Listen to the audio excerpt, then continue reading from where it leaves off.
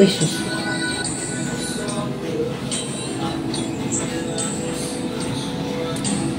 So, ito na si ako. Tingnan nyo, oh, may handa akong rice na. Ito pang maliit na. 2 kutsara ang nilagay ko. O, yan. Handa lang ito kung halimbawa gugustuhin kong kakain. Tapos, andito na yung kumpano, oh. Yan. Luto na. Muntik kong nakalimutan, eh. Kaya, itong dito sa other side niya ay medyo umiitim ng kunti. Pero hindi pa naman, okay pa naman. Yung lumampas lang ng ilang minutos ba. Buti na lang naalaala ko. Nandito lang naman ako, nanonood lang ng yung YouTube ba. Tapos, ito. Tapos, halimbawa, ito, idagdag ko itong mansanas. Kasi, nasubukan ko na ito. Kumakain ako sa gabi, okay lang. Kasi, yan. Daw yan sa according to Dr. Gary C. Diba yung vlogger na doctor dyan nag-explain. Nagbabawas pala yan yung apple ng uric acid. Anong tawag niyan? Basta nagbabawas yung tumutulong ba na mabawasan kunti yung uric acid mo. Kaya nagkataon namang meron akong stock na sa refrigerator. Bihira lang kung kumakain ng mansanas eh. Pero sa ngayon na narinig ko si Dr. C, ayan, kakain na ako araw-araw kasi kung pwede daw araw-araw magbabawas ng babawasan daw yung uric acid. So,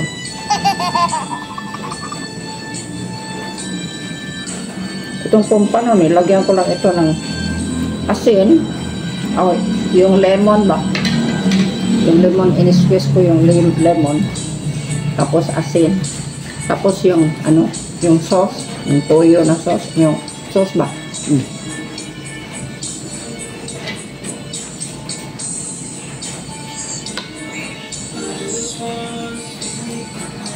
Ito ang tinatawag ko na simple dinner.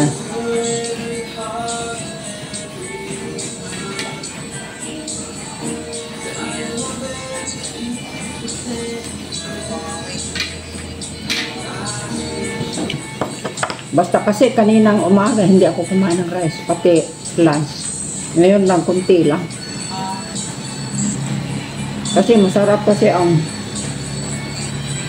pompano na may kunting rice.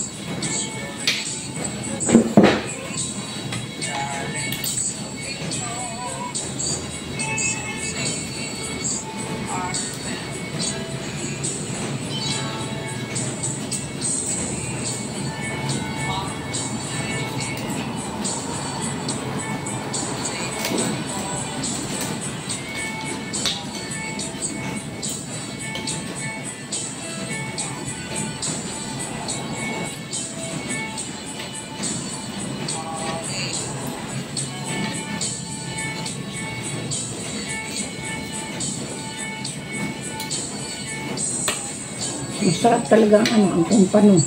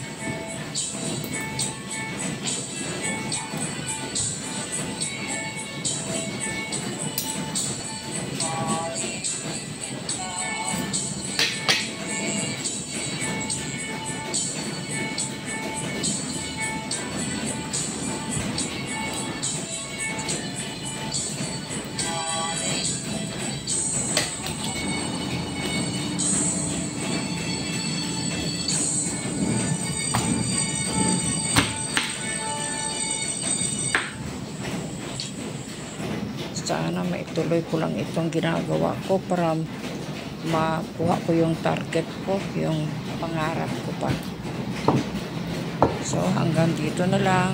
Thank you for watching. Good night.